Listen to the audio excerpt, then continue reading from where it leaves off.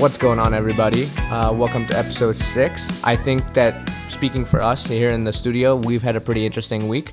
We finally settled all of our calendars and we're able to finally book a long due vacation to Europe. Oh, yeah, that's right. Oh, that's true. That was this week, huh? Yeah. Nice. Okay. We're really excited. I'm looking forward to it again, even though this only happened a couple days ago. Yeah. Wait, did you end up booking? Not yet. I've got to talk to my parents to watch the kid. But Makes sense. That's one downside of about having a kid, huh? Yeah, you still have to ask your parents for permission. This is on the lower end of downsides, but yeah, I agree. It's like going back to when you were a kid, where you have to ask Mom, Dad, can I go out to Timmy's house? Yeah, I saw a TikTok about this. Basically, it was like, I'm still asking for permission to go out for different reasons now. Yeah. It's funny. It's cool. It's interesting. It's a different part of life where you're just like different age, but you're still repeating the same thing. But now the reasons are completely different, and you have the money to go outside of Timmy's house, but to actual, European countries. Yeah, I agree. Yeah. Lots to cover this week. Why don't you tell us what the fuck is going on? Well, let's start with the mildly sad news first.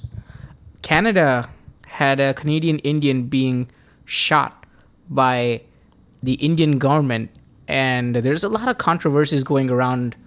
Wait, so this individual was of Indian descent, living in Canada, and was pretty much shot by someone that was hired by the Indian government? I have a lot of questions here, too. Well, that's what they're saying, so that's why it's a weird one. I don't know if it's happy talk or sad talk or... Definitely sad talk. This is someone that died. Yeah, but okay. How would he be happy? Unless this guy was a terrorist or something. Yeah, like he was like a terrible person. So that's the thing. Even if it was terrible. Like, so the Indian government is defining this as he was a terrorist. But then the perspective is Indian government does not have the same definition of terrorist as all the other governments. So it's very widely used. Anyone could be declared basically a terrorist. This could cause a lot of tension between Canada and America and India, because that's what's going on right now. There's a lot of tension between Justin Trudeau, and he said that they're investigating these credible allegations that the Indian government are making. Yeah, no, I know that Canada is genuinely more on the standoff side when it comes to getting involved in this kind of stuff with extraditions and stuff like that, from historically speaking. So India denied that they didn't do anything, but Canada thinks that they were Indian agents based on their intelligence. It's an even bigger problem because Canada is a part of NAFTA, NATO, whatever, like the UN, of course, and it's a UN nation attacking another UN nation. Let's just say a Canadian citizen being killed by an Indian citizen. But isn't that basically like, the US, Canada, and Mexico are all one? So aren't you going to get repercussions from all the other countries too? So a lot of countries have decided not to participate in this because they have been forming relationships of their own with India. Like America's like, yeah, you guys figure this one out. Okay. We're going to take a backseat on this. Let's try to understand a little bit about this person. Yeah, I was going to say, who is this dude? Well, so his name is something that I can pronounce on this podcast without hurting people's feelings. His first name and middle name is Hardeep Singh, but the last name, I'm going to spell it out, Nijjar. Unfortunate name. Yeah, totally. Is that a family name? It is a family name, yes. It's a last name. So he's a prominent Sikh leader and a human rights activist in Canada. That's sick. That is sick. Now I feel like an asshole. That was the one. He was shot and killed on June 18, 2023. Outside the Sikh temple. I think that's sick. Like, that's like Sikh-minded thing. That's very disrespectful. That's crazy. Yeah. It seems to happen a lot too. Like even in India, right? There's a lot of attacks and all this stuff outside of Sikh temple. I don't know what they're called. Gurudwaras. What? Gurudwaras. Yeah. Right. And so like it just seems commonplace for some reason for a lot of these to happen right outside. Yeah, I think that's super disrespectful and goes kind of hand in hand with India's treatment of Sikhs and Punjabi people as a whole, because I know there's a whole lot of bad blood in that area. With how the Sikh people were treated in India and still are, even though being a large part of India's army. I was gonna say, like, when I think of Indian military, I think of Sikh soldiers. Yeah. So people in Canada believe that he was this really big protester and he was really good in the community. People remember him by the human he was, and that's why there's a lot more people who are actually like hurt by this, because to them he was like a really perfect person, you know? Yeah. No, I understand that. I think that like seeing someone so prominent in your community doing so much good and speaking out against injustices that they face, suddenly being assassinated, for lack of better words, from what seems like the government of a different country. Well, the Indian government hasn't said anything, but what they have always stated that he was a supporter of the Khalistan movement, which seeks to create an independent Sikh state in India. So the Indian government has designated that whole thing as a terrorist organization. So, Romy, I'm going to take a step back here. You said that the Indian government has the power to label anybody as a terrorist. Yeah. And it doesn't need to be something that I mean, obviously we do the same thing in America. You say, these are people labeled as terrorists, but normally you kind of agree with what they're doing or why, like, they're being labeled, right? I think there's a certain line. I think with any sort of government, it's very easy to label someone as a terrorist because there's disagreeing with government. And I think there's a very gray line in the middle that if you cross, you could just be labeled as a terrorist. Like, you could see that with the protests in America. You could see that with any sort of disagreement. Like, this same concept right now. We see this person as a threat, and there's this idea out there of a minority wanting their own space. So we're going to eliminate him in order to crush that idea. This feels like an India thing, right? I think it's an everywhere thing. Yeah, I think it's an everywhere thing. You could see it with what's happening with Palestine and Israel. You could see it with all the Native Americans and America, and during World War II, the Japanese and America. I think what ends up happening is, and people don't learn from history, is once you try to nip something in the bud, and in India's way, unfortunately, it was to kill this man, all it does is kind of exaggerate and aggravate the situation and turning things into a position that they don't want it to go in. Yeah, and it becomes much bigger than it needs to be. Let's just put that out there, right? Yeah. Because I would say, like, one of the things I think of when I think of this situation is that, they killed somebody, but I don't know who this person was. I don't know what they stood for, and I don't know how much of an impact they could have had. But was it worth the cost of life? I totally agree with you. So, like, that's why it's a big divide, right? Some people think he was a terrorist because, so according to the Indian government, anyone threat to the national security of the state can be designated as a terrorist. So when you think about it, eliminating a terrorist is a good thing, and that's one less bad person. But to some people, he was a peaceful activist, and there's no, like, proof or anything. Okay, so whether he is or isn't, based on the definitions by any government, is not really the issue for me. I think that's up to, a higher power than me, like government or a court of law, to decide. But I think what ended up happening, in my opinion, is that it did the opposite or inverse effect of what India or any of these countries hoped it would, right? Seeing someone that was a pillar in the community in Canada, someone that, like, did good for the community, suddenly being taken down and his life taken away like that, outside of a religious place, mind you. In my opinion, I think it sparks, rebellion. Seeing someone you considered very highly of being shot down in your own place of worship. Yeah, I think that's the worst place to be shot at. It becomes more socially charged if you're killed outside of any kind of place of worship. Definitely, like, from a people's perspective, yes, whoever is watching him die or found his body, it's like, oh yeah, you literally murdered someone in front of the temple or Gurudwara or whatever. Yeah, no, but it's a disrespect to the Sikh religion. Yeah, 100%. I mean, it labels that place as no longer safe, right? So suddenly attendance is going to come down regardless. Yeah, but would you say that for the deceased, is it a spiritual place to die right outside the place he worships, so he's closer to God? Personally, maybe that's like a very spiritual. That's a positive question. way of looking at it, Yeah. but I look at it in a different way. I'm not condoning any action. I of don't think harm there should or be anything any like action that, of harm Right. performed against anyone. Yeah.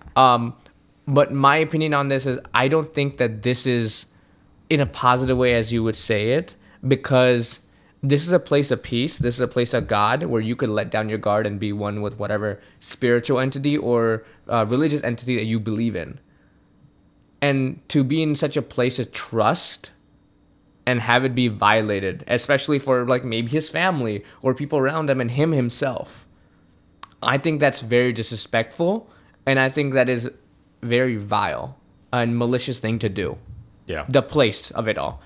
Yeah. All the other things I have no opinions or comments about because I don't know anything in this situation except Right. these two facts. It was clearly I had to have been planned, not like just following him around and said, okay, this is the right time. It had to be planned. There's a message that was sent here. Our Right, Jay? prayers for the innocent, right? Yeah. I think regardless, right? Like clearly someone's grieving here. Yeah. On that note, let's move on to the next thing that's going on, which is also what the fuck. Have you guys heard of the WGA strikes that just ended? Yeah, I do. I like the theme of this episode. I think it's all about rebellion, huh? I think in more of a positive light, I would like to say. You know, I think there was a great example of the power that workers have in this country and finally being able to flex those muscles. Peaceful protests, right? Peaceful protests are great. I think it's a great way for workers to kind of show their worth and flex those muscles to show who's actually in charge and get their fair wages. I truly believe that these peaceful protests will help guide a new era and kind of put a damper on inflation or the gap between wealth. This exaggerates inflation, doesn't it? What I mean is by inflation, I don't mean like in a economical sense. I mean inflation between inflated like salaries, if that makes sense. I mean, I guess you're trying to bridge the gap here. I mean, like maybe with the Writers Guild, maybe that's fine. But like, how do you explain the the ones with the motor strikes, right? Like the lower level employees who are unionized, trying to earn money and make a livable wage, right? Like that's still getting them to par. Yeah. I learned a lot with the WGA strikes and the motor strikes. And I think one thing I couldn't say is fuck Drew Barrymore, fuck Stephen Amell, and all the props to Stephen Colbert, Jimmy Fallon, Jimmy Kimmel, Seth Meyers, and John Oliver. What'd they do? So, for those that don't know, Drew Barrymore, like literally unfortunate time, 2 weeks before the strikes ended, the WGA strikes ended, she decided to say that her writers want to come back and they want to provide a show for her viewers. So she decided to start her show up again. Mm. Her writers came out and said this wasn't true. Yeah. Some of her main writers were not even invited back to the show because they were still striking. So she just wanted to be a scab. You mean protesting? Huh? You mean protesting? What did I say? Striking. Oh, I'm sorry. They were on strike. They were protesting. She just wanted to be a scab. And for those who don't know, a scab is someone that crosses the picket line for their own benefit. And that is really crappy, though. Yeah, it was super shitty of her. And, before that, I did have long respect for her. No matter how well you're doing, you have to. It's not about you anymore, right? When you're on strike as a organization, as a union, it's not about you, right? It's the collective. Yeah, definitely. You could be the most successful actor in the world or on the country, right? Like in the guild. I have a really dumb question. Who the fuck is Drew Barrymore? Do I know her? She's an actress that was very popular. She did a lot of movies with Adam Sandler, and she was in 50 First Dates, if I recall correctly, if you know. If you've seen that movie. Yeah, that was a good I'm movie. trying to picture her. Never been. There's some. She really had a good showing in the 90s. I think what her first movie that put her on the map was, I think she was in E.T. She was the kid. Not that like may help or not, but I will say like she's had a very long career, right? So like, does she need the money to like be like, oh, I'm gonna go against my organization to be a scab? So isn't she just an older version of Katherine Heigl?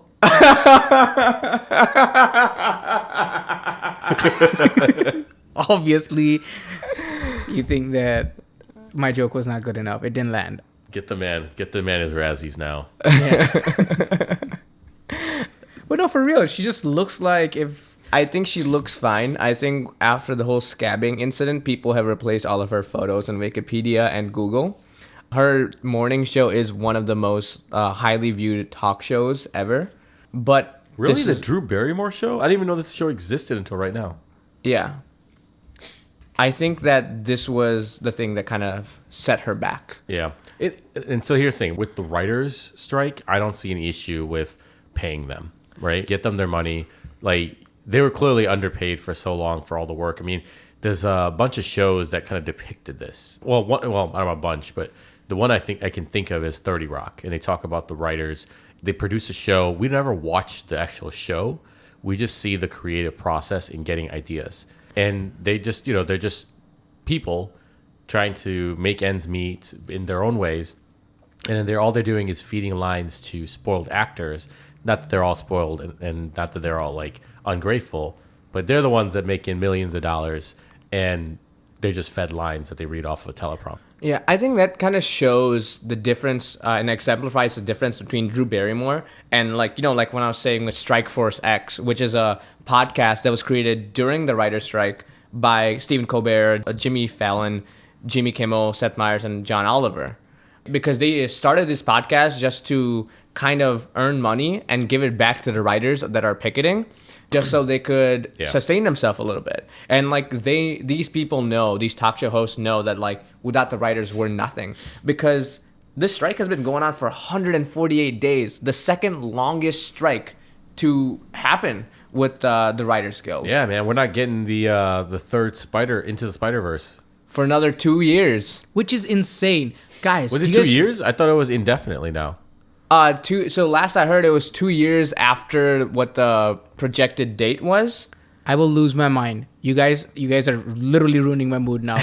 We have a whole ass podcast to go, so let's not talk about Into the Spider-Verse because I really want it to happen. I think I'm gonna ruin your mood even more with these statistics, man. I have to say that the writers during the pandemic were thrown out into the streets and their contracts were canceled.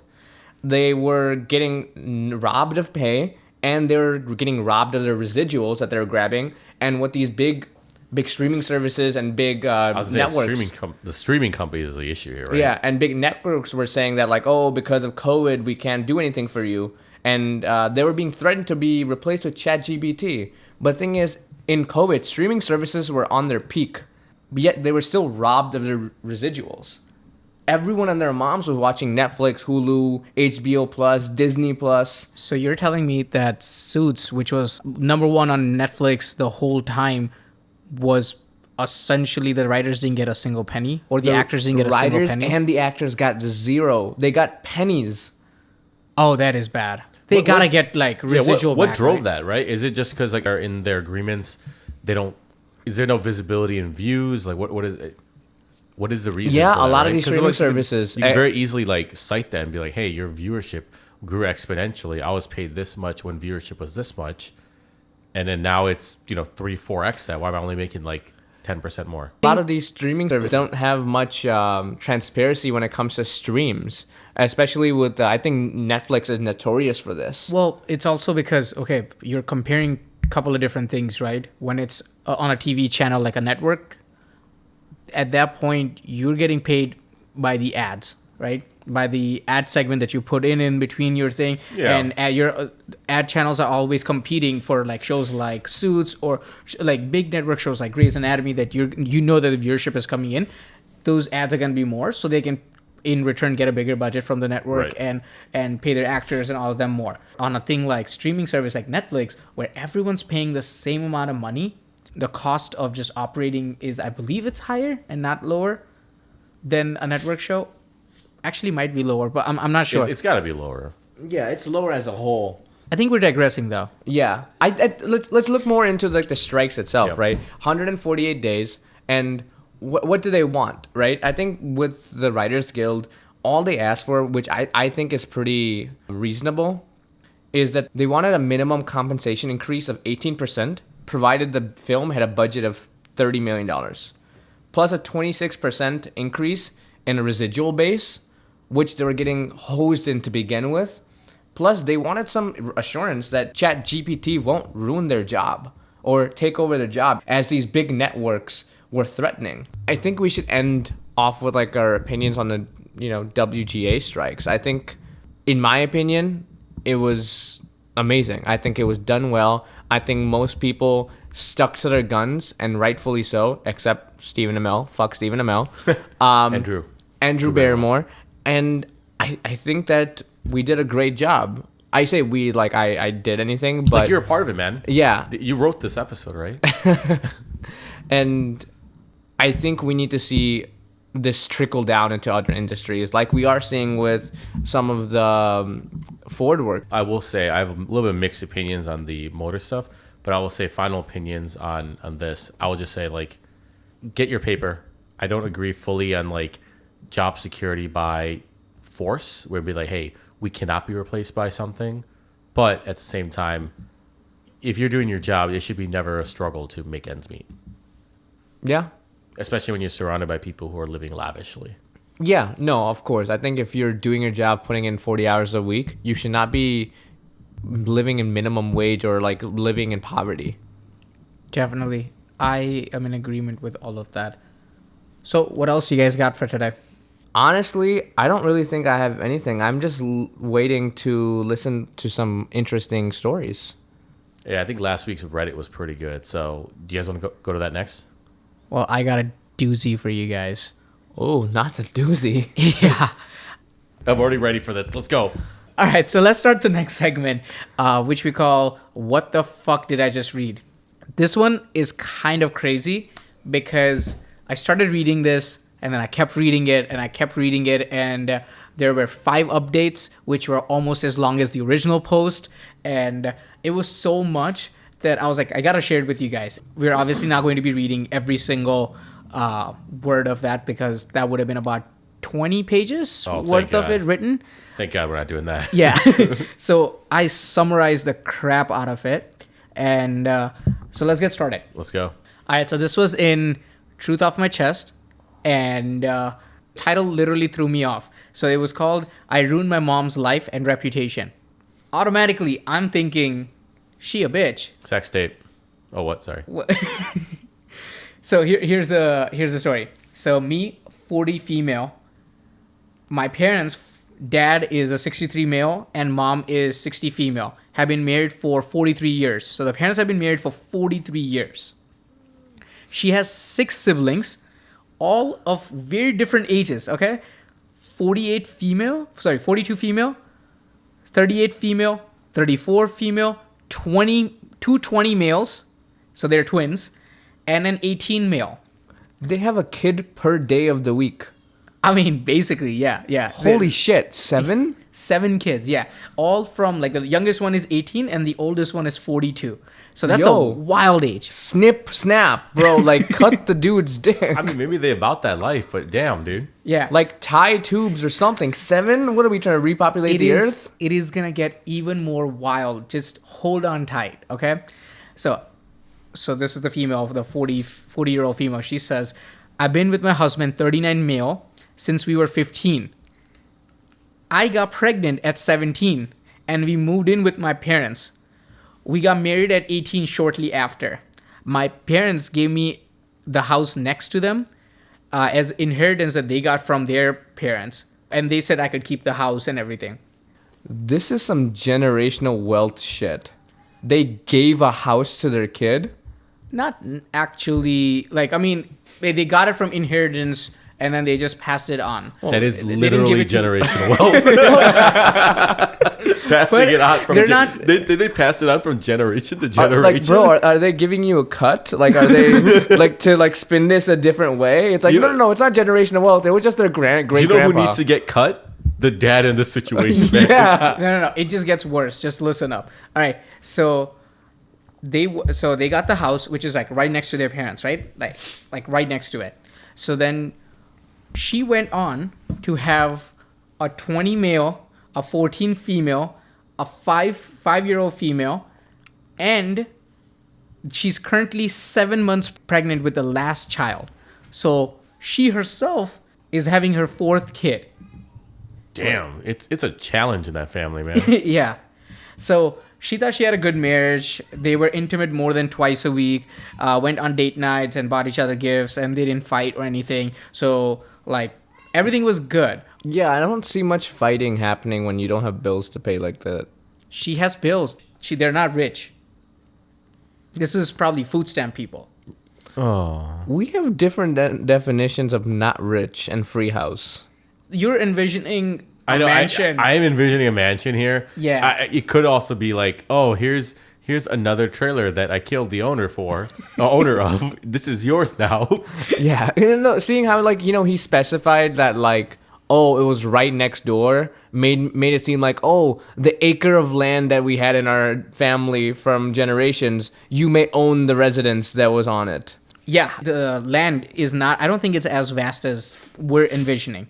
So she's saying that her entire world was shattered on New Year's Eve when she returned early from a girls' trip she had taken with some friends. Uh-oh. I walked into my bedroom to find my mom having sex with my husband. What kind of fucking twist is this, dude? Where is This this is- story going? I don't It know. just gets worse. This is too many plot twists. My mother screamed at me and to get out of their bedroom, which really shook me even more. I first talked to my husband. I asked him the truth. He told me that my mom seduced him when we were 18 and living in their house. They had been having unprotected sex at least once a month for longer than we have been married. Wait. So, because there's some gaps there. There's some gaps there. Call that MILF Manor. I was going to say that 18-year-old, oh my God, that 18-year-old sibling that she has, I'm inclined to think that that's more. So I ran the math and was horrified because the timeline meant my twin brothers and the youngest brother could have been my husband's. Oh my God. Oh my God. I immediately called my dad and told him to come to my house without my mom. I made my husband confess, and my dad was devastated. He and my mom were high school sweethearts too. Needless to say, we could hear the mom screaming from her house when he confronted her. From her trailer.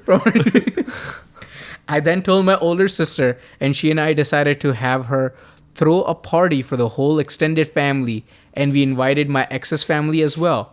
At the party, I had my 22-year-old female take all the female daughter take all the kids to the basement and put on a movie, leaving only the adults up there. And I told them exactly what was going on. That's some baller shit. But it's just imagining, like, these kids are watching, like, Lilo and Stitch, and then the whole house is blowing up upstairs. So apparently, most of the family was on her side, except Most. yeah, except What? the three youngest siblings who could be her husband's kids. Oh, they're just defending daddy. A 38-year-old female sister, and obviously the ex's entire family. Oh, okay. Dude, I need some sort of cheat sheet for this thing, dude. Yeah. I'm losing track of fucking kids in I this need story. friends friends and family like this to support you when you've cheated on with her mother. For about 22 years. Do you understand 22 years of cheating? With the mom of your... Okay, it gets wild. So let me just continue on. I was so excited to do this podcast because when I read this story, I was like, I really just want to tell you guys all of this. So word got out, and my mom's best friend, who's on the leadership at mom's church, called me to verify. My mom has since been let go of the of her position as a children's pastor, and she claims that I have essentially ruined her reputation and life. My dad kicked her out, and she's now living with my 38 female sister. And lastly, my dad insisted on a DNA test for the three youngest boys. The twins are my husband's bio children. Ah. I've since kicked him out, and he's living with his parents. Father and I are going to move to their dad's house and sell the home she's living in right now. He has no claim to it because it's her dad's house, right? That got passed down. That RV life. Also, she helped her husband set up her HVAC business, so she gets 50% of that as well. And the mom is probably not going to get anything out of this because the place she lives in, the state rules are there's no fault divorce kind of a state. So, she's at fault, so she won't get anything.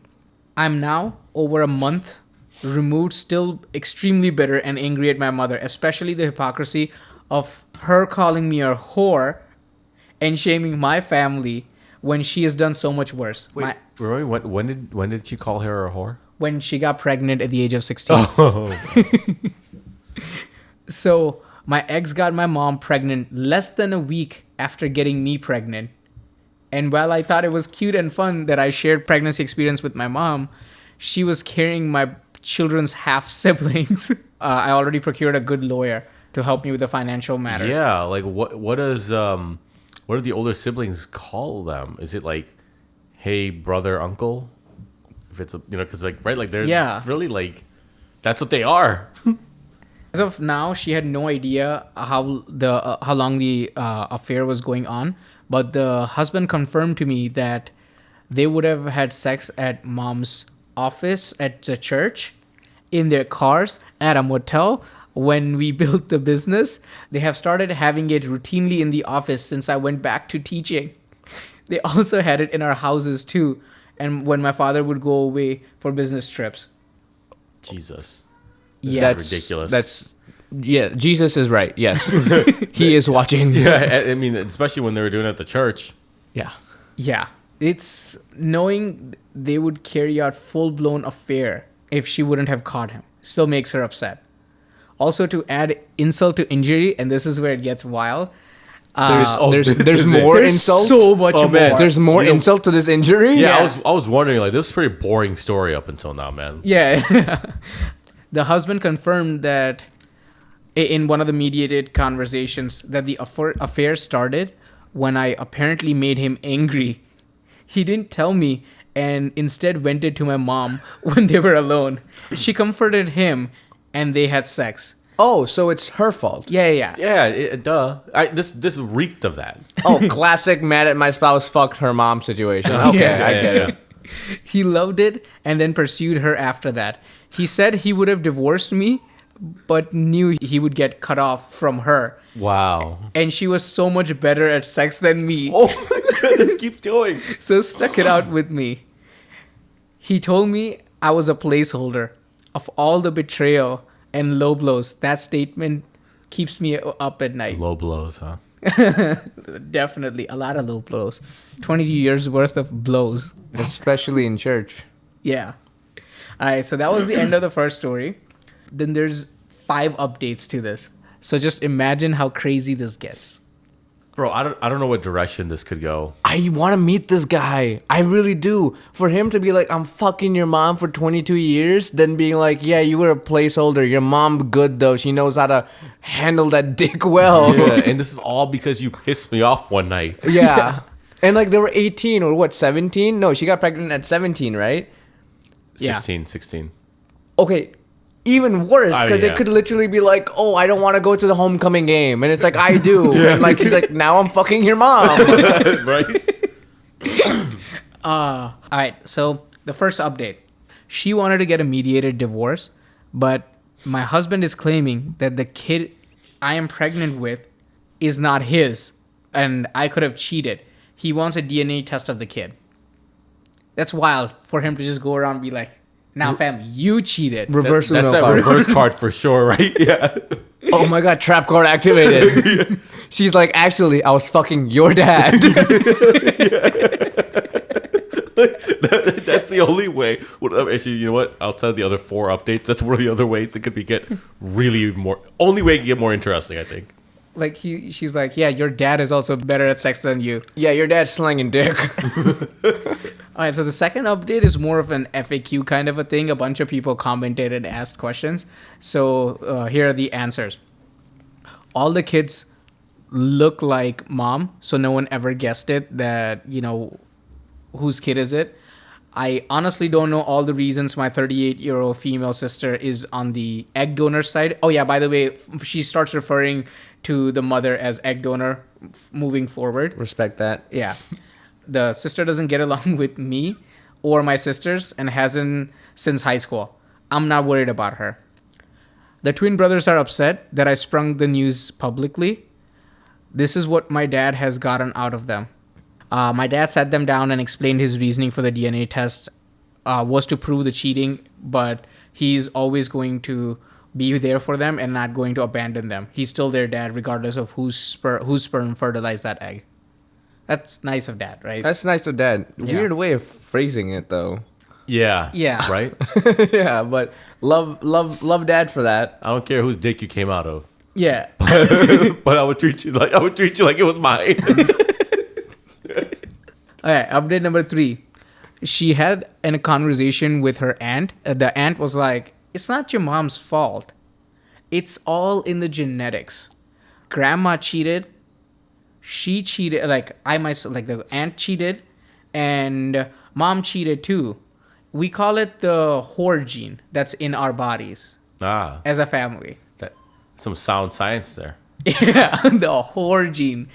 I wonder if they covered that in Bio 101. No, that's a Bio 102 subject. Yeah, I There's think got to so. be like some sort of You an gotta advance. understand what a gene is and be like, oh, there are whore genes. Yeah. You got one. All right, update number 4. My dad and my lawyer have encouraged us to meet with Oh my god, I thought he was gonna be like, my dad and my lawyer are having an affair. Who else is having a fucking Yeah, affair? you know, in this everyone one? in the story is like, it's. There's a slight possibility of everyone in the story to have an affair. At this point. At least the one thing about this story I really enjoy is that, like, you know, at least everyone's fucking, right? Yeah. Everyone's getting their dick wet, or what else? Yeah. So my dad and I's lawyers encouraged us to meet the egg donor for evidence and for quote unquote closure and try to understand why she made the choices. So she met the egg donors. This is how it goes. She said she knew it was wrong, but she enjoyed the attention. The sex was great and she enjoyed the thrill of it. She kept sleeping with my dad because she enjoyed the financial stability and carefree life and wanted to stay married. She purposely slept with him after each sexual encounter with my ex to endure if she got pregnant, she could pass the child off as his. Oh, that's gross. That's low and gross. Yep. Yo, that's devastating. She also admitted to enjoying the knowledge that my ex enjoyed sex with her more than me. Given what this woman is, I'm not surprised by that. But that is so fucked up that your mom wants to one-up you in sex. She's dirty, dude. She's dirty. She's like, I knew it was wrong, but it felt so right. That's some skank horseshit. I'm actually with her aunt about the whole whore gene. This proves it. Oh yeah, whore gene activated. Yeah. Absolutely. She then said that she's moving in with my ex to his new place and that she's invited the boys to live with them. Oh, The twins shit. have visited once since the affair, when the affair went public, and told her they don't like my ex and refuse to treat him like he's their father, quote unquote. She called me a jealous and ungrateful cow for not appreciating that she didn't abort me and let me live. That is crazy. That's some twisted shit. Yeah. She said, Especially to spring that on her after That's 40 years. of That's a being- different way. Like, you know, I've heard, like, I brought you into this world, I could take you out. But never ever seen, like, I brought you into this world, let me fuck your husband. Yeah. And because you're mad at me about that, I could have aborted you. Just remember Be that. remember grateful that. for I that. made that choice. Be grateful, you little. She said that I should be happy that they didn't kick me out when I came home knocked up. She even had the nerve to say, I should be thankful she kept my husband happy when I couldn't, so he didn't divorce me and leave me a broken and damaged goods single mother. That is crazy. She actually thinks she did her a favor. It's so bad that given all the stuff that's happened in this story, I wasn't as fazed by that statement as some of the other shit. It's like, okay, you know, I just think that, like, yeah, cheat. Like, I don't condone cheating at all. But, like, you know, people do it. And people make mistakes, and like if she were like groveling for forgiveness or something, it's like, okay, at least there's a human side to this person with remorse. But this mom fucking doubles down. She doubled the fuck. She's tripled literally down, just man. like, oh yeah, I knew it was wrong, but it felt so right, so I kept doing it. And actually, You're welcome. fuck you. Yeah, you're welcome. This one's on you. Why did you make him mad when you were 16? Yeah, you should have just taken him to the prom. Said yes the first time. So You talked about doubling down. I'm going to triple down now. Uh-oh. She then told my dad that she suffered from postpartum depression after the birth of me, and my dad ignored it, and that's what made her feel alone. And instead of just hating me, she started to have affairs. She admitted to having multiple affairs from 6 months after I was born. So my 38 female sister dude. and my 34 female sister may not be my dad's either. And that ends update number 4. There's one whole big update left. Just say it. All right, guys. Okay, well, hold on. How many of these kids do you think her father actually fathered? I don't know. I mean, did she have an older sister? I think you mentioned older sister, maybe. I don't know. I lost count, but I think there's 7 siblings. Yeah. 3 of them are not hers. So far, Like not her dad's. The tally right now is at 3. I'm honestly gonna say that only 2 of them are his. You know, it's fucking evil. And like, not even like this whole thing is evil, but it's fucking also gross to be like, I just had an affair, but cover my ass. I'ma sleep with you. And you're gonna put your dick inside where his stuff is still sitting. Let's take a moment to recognize it. That was my first thought, bro. It was everyone's first thought. Yeah, you had to put the words to it, man. I was I'm trying sure to dance she around cleaned it. up. I'm sure she cleaned up. She has the whore gene. She did not, sir. All right, okay. So the last update, this is a big one, but I gave birth to my son in April, and he's healthy and has no health complication. She also got him DNA tested, and it is her ex's, so she did not cheat. Oh, I was like, why is she confused? Now this makes sense. At the end of March, she was able to get temporary full physical and legal custody of the kids. The 14-year-old asked me if I was willing to do family therapy with her and her dad. She didn't want to, but she fought it a little, but eventually chose to do it for the sake of the daughter. And so Shitty. she can like process everything, That's you know? some shitty thing. Why? It's her daughter. She needs... No, I get the 14-year-old needs this, but like Yeah. a shitty thing for the daughter to ask. Because if the daughter is She's mature 14. enough to know that like this is a thing, then I think the daughter should be mature enough to understand that like this situation as a whole, even at 14, like 14's seeing kinda that- young, man. It's young, but not young where dad fucked grandma for years, and I don't understand why everyone's mad at him young. That's true. I mean, that's... Yeah. I'll say a 14-year-old think it exactly like that. Not like, oh, like it's not really his family. He married in, you know? It's more like, what? Like, Why Not Dad's fucking gam grandma? gam. Not gam gam. I learned a lot about a lot more about the relationship between my ex and my egg donor due to the homework the therapist gave us. My ex revealed more things which I believe to be true. My mom, who had actually tried to seduce him well before we were of age. From my ex's recollection, my egg donor took over the youth group when I was 15, and he was a few months from turning 15. Grooming began back then. She counseled him privately because he needed it. They kissed at some point when he was still 14, and that was all they did, meaning there was no like sex. They didn't have sex until he was 18, basically. It was right around the time of the first kiss that my mom convinced him to ask me out on a date so they could probably see each other more without suspicion. At this revelation, I was devastated. My entire relationship was built on a lie, and my husband never loved me. And also a sense of release knowing that I had absolutely nothing to do with their affair. The reason I believe this is true is that because when he asked me out, I had to get permission from my parents to date. At that time, the rule was no one could date before the age of 16. My mom went to bat for me, or so I thought. We started dating after he turned 15. The timelines kind of add up. bro. Yeah. Could you imagine if she put this kind of planning to like something even more like globally sinister? Like this bitch could take over the world. This bitch like that's could. just like next level shit right there. No, dude, honestly, with this kind of fucking planning, she could be the next Iron Man. out. Well, they did not have sex until he turned 18, and I guess that was her birthday present from her. I mean, it is a present. I think I've seen this post somewhere, and this guy's friends used to call him Candles What? because on his 18th birthday he got blown. I was like, I think that's where he's going with this, but The twins and I reconciled fully. Now for the egg donor. My 34 female and 44 female sisters were the ones who helped me with the labor and the delivery plan.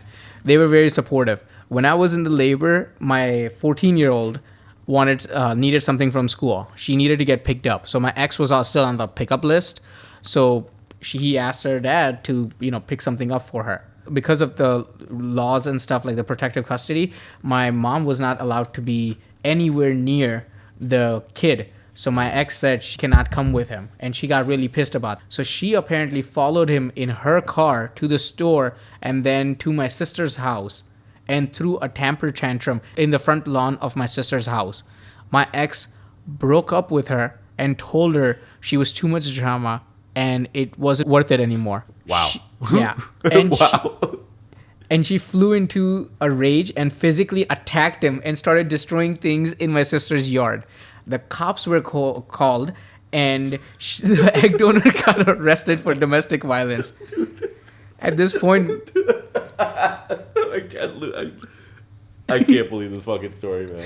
At this point, my sister, and I all took protective orders against her. Restraining you. Restraining orders due to the instability of the situation. My ex is allowed supervision at this point of my kids and even the kid that she gave birth to, basically. I'm still just imagining, he picks his kid up from, the 14-year-old from school and dropped her off at Anne's house. And it's the same situation as when the OP told the rest of the family about what's happening. And, the kid just watching SpongeBob and, all of this shit's happening outside. Yeah, it was upstairs versus now it's, outside in the front lawn for some reason. They're like, Gam Gam's here. So the divorce proceedings, he kind of agreed to just doing it mediated and uncontested divorce, and she will get half of everything, including the business and everything. As for the egg donor, she has gone into hiding. Once the twins told her that they would never ever live with her and they wanted nothing to do with her, especially after she got arrested, she began this whole guilt tripping and blaming them. She's now contesting the divorce from my dad and only speaking to him through his lawyer.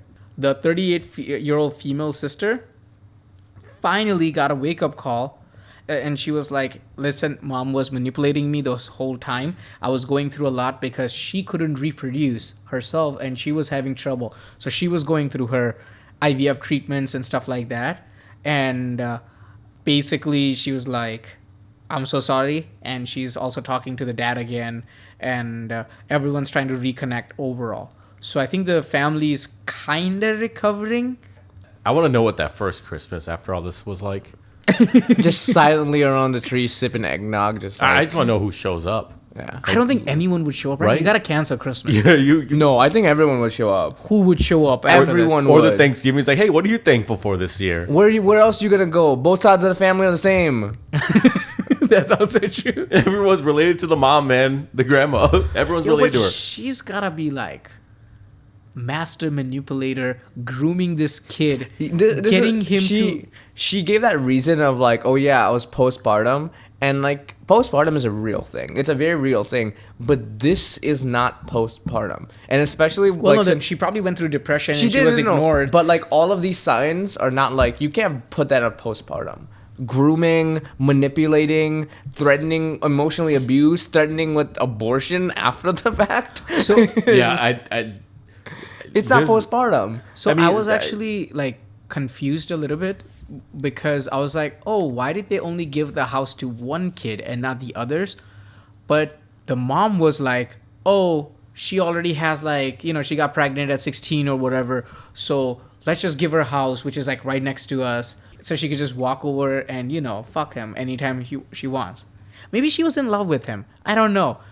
She's I mean, I guess all signs point towards that, but Oh man. She did say that she fucked multiple Yeah. people after Was it after after? her Yeah. birth. So Yeah, 4 yeah, months yeah. after her birth. After The birth of OP's OP. the Yeah, OP's yeah. birth. What Yeah, I'm saying is that like this was like one of her longest relationships. Let's be real here. Yeah. It's a long ass. They were together. Let's be real here for 20 plus years. 22. Yeah, 22 to be years, exact. right? Yeah, yeah. That's wild, man. I just feel so bad for the OP because she was literally never truly loved. She never experienced love. I think she was loved by By who?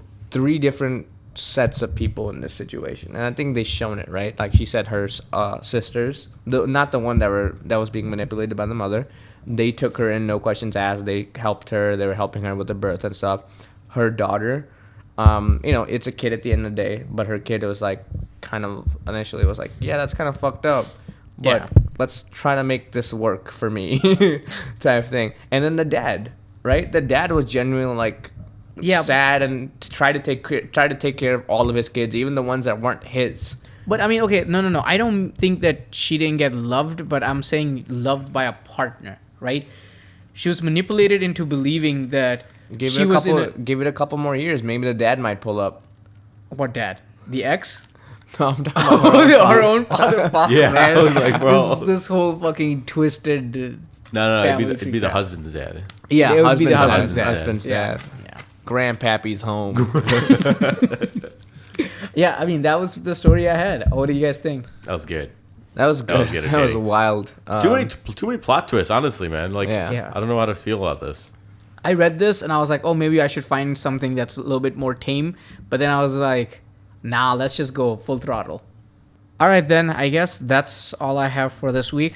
I hope you guys had fun with the podcast this week. What do you guys think? Let's just have some closing thoughts.